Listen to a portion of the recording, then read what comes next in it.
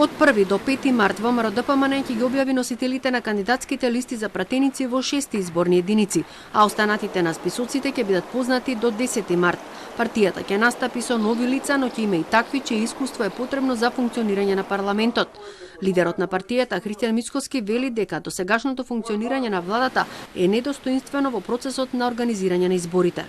До сега можам да ја оценам, би рекол, функционирањето на техничката влада и однесувањето на владата пред да биде именувана техничката влада како исклучително нефер и недостоинствена во процесот на спроведување на фери демократски избори, но тоа, повторно ќе кажам, не треба да биде разбрано дека ВМРО ДПМН се жали, напротив, и покрај сите овие предизвици, злоупотреби во буџетот, вештачки вработувања и натрупување во државната администрација, се уште замрзнатиот имот, неисплатеното со закон за гарантирано финансирање на политичките партии, ВМРО ДПМН е убеден во мудроста на граѓаните и во огромна победа на 12 април.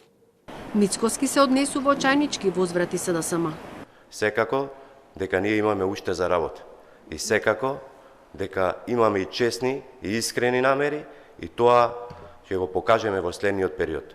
Нашите намери и искрени и честни ги препознаваат граѓаните и затоа ќе ја побараме нивната доверба за 12 април. Што е тука нечестно и нефер, стварно Мицкоски не го разбира.